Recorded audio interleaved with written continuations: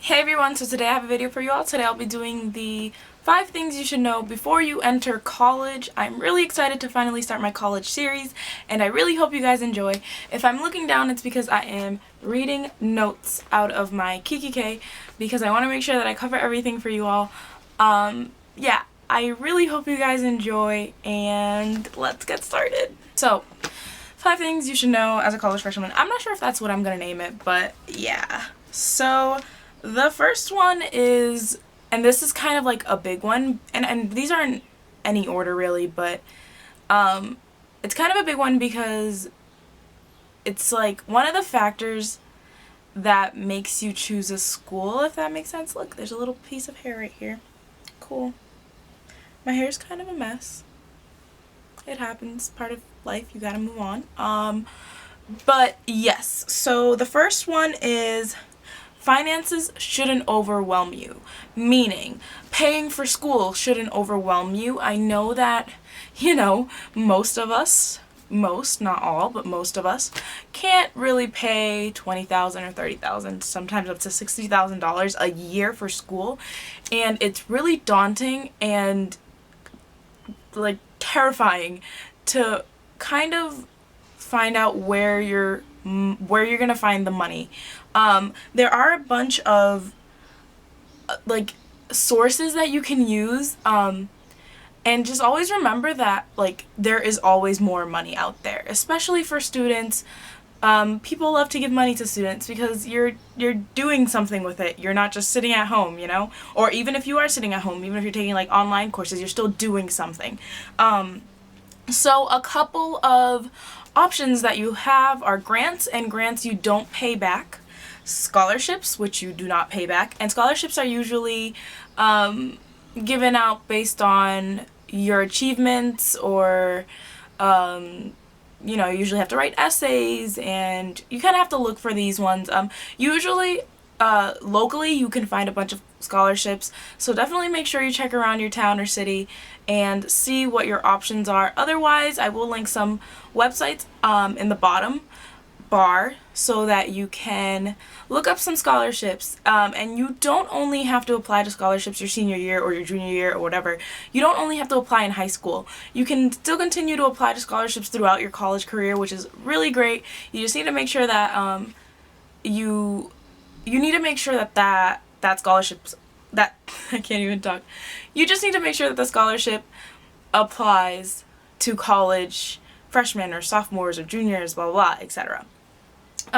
Another thing that you can do if you do not have the money, and this is what most people do, is get loans. Loans are kind of, a lot of people don't like to take out loans because you do have to pay it back. Usually it's after a certain time period, usually either before or after. When you do your FAFSA, you usually get 2 loans, maybe, not usually, but sometimes you get 2, I think sometimes, I don't really know, to be honest. I got 2 loans from them, the federal subsidized and unsubsidized. I think, and don't quote me on this, it's the subsidized, you don't pay you don't pay any interest or anything until after you get out of school, and the unsubsidized you start paying the minute you start school. So yeah, that's a little background. If I can find links and stuff to like explain all of that for you, I will put them in the bottom bar. This video is going to have a lot of links to it, so definitely check out the bottom bar because I'm going to try my very best to help you guys out. Another thing that I recently found out that I didn't know is that even though the school gives you financial aid, you can try to ask for more money. Just go to the school and say, hey, I can't pay $10,000 out of pocket. I was wondering if there's any way that I can get on a list or speak to someone that can help me find more funds, so that I can actually stay here and enjoy my time here without having to worry. And usually schools are really good with that. They all expect it. It's kind of obvious, and not everyone is going to be able to pay for school. And sadly, they give you financial aid as best as they can. Sometimes they can't do the best, but after they give everyone financial aid, there sometimes is money left over. So don't be afraid to just go in and speak to someone and see what they can do. And my last recommendation for like paying for school or whatever is you can also do monthly payments. That might lift some of the weight off because you don't have to pay it all at once. My next tip or thing that you should know is that advisors are really hit or miss, sadly. You can either get a great advisor, academic advisor, or a terrible academic advisor. Personally, my academic advisor isn't that bad. I guess he's not hit or miss. He's kind of in between. He's a super busy guy, which most college professors are, and usually it is a professor that within your major. So my advisor, I am an English major, so my advisor is part of the English department. He's part of the English department and Black Studies department, so, you know, I think it's really cool. He's a great guy. I have sat with him and kind of talked about my college path, and he's really helpful, but he's really, really hard to get in touch with, which is usually the issue I've noticed. College, like I said, college professors are so busy, so you don't really know if they'll ever respond to your emails, which is super annoying, and I can't stand it. And my next one, and this is one I didn't really know, 4 classes is a lot of work. Don't underestimate your workload when you're taking 4 classes. 4 classes seems like nothing because usually in high school you take anywhere from 6 to 7 classes in a day. And so you're like, 4 classes? I can like do that in my sleep. You can't. You can't do it in your sleep. Don't think you can. It's a lot different because you're taking 4 classes but you're not taking all 4 classes in one day, or maybe you are, it depends on your schedule, because sometimes people do all their classes on Monday, Wednesday, Fridays, or all their classes on Tuesdays and Thursdays, or a combination of that.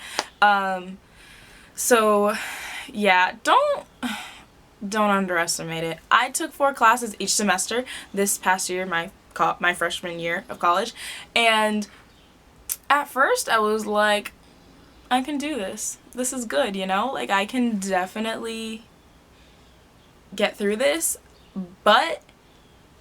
and I did get through it, don't get me wrong, but it is a lot harder, a lot harder than high school. I don't want to, like, scare anyone, of course. Kind of, like, adapting to the academic side of college is a lot easier than the social. But I'll be doing a video on my first year experience, so I don't want to get too into that because I will be talking about that there. But yeah, you know, just don't underestimate the workload. Make sure, and I know you in every video that you see, you know, just make sure you're time managing.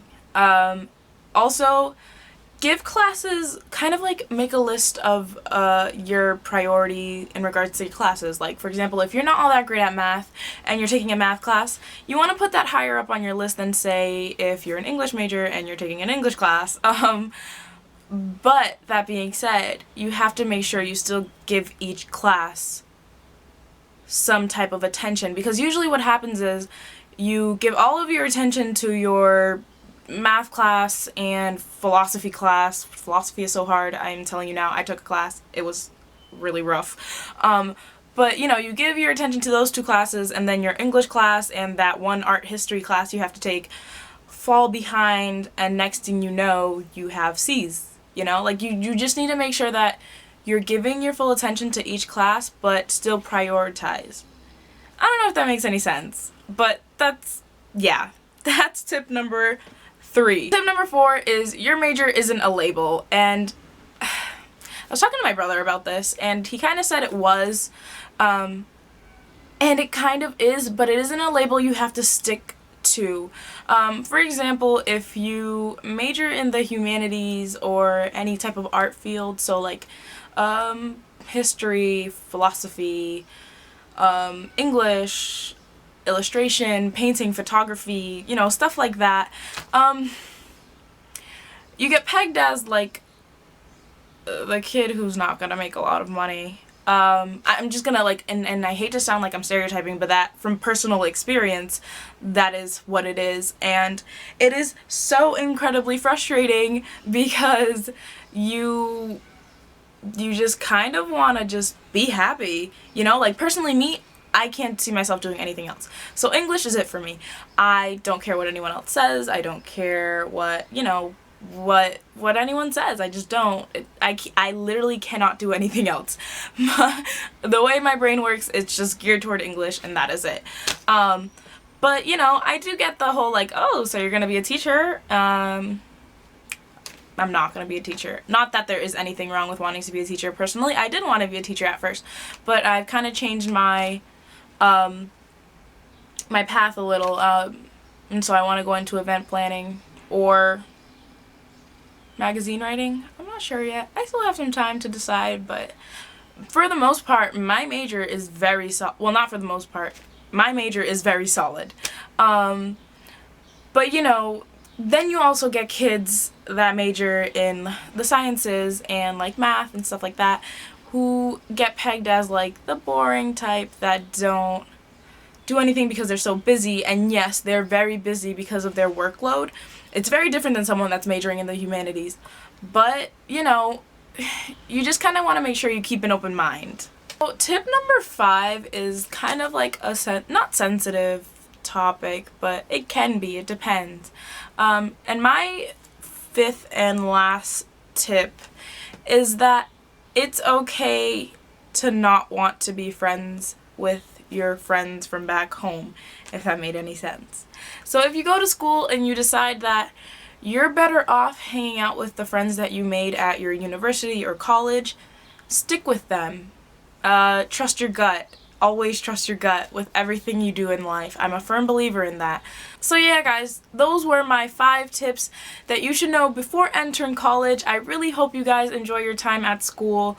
I know most people start school toward the end of August. So let me know when your move-in day is. Mine's is September 1st, and of course, I will be vlogging that because I am so incredibly excited. But yeah, let me know. Let me know what you're excited for. Let me know what you're worried about. Let's talk. Talk to me in the comment section below. I love to hear from you guys. But yeah, guys, I really hope you guys enjoyed the video, and I'll see you next time. Don't forget to comment, like, and subscribe. Bye!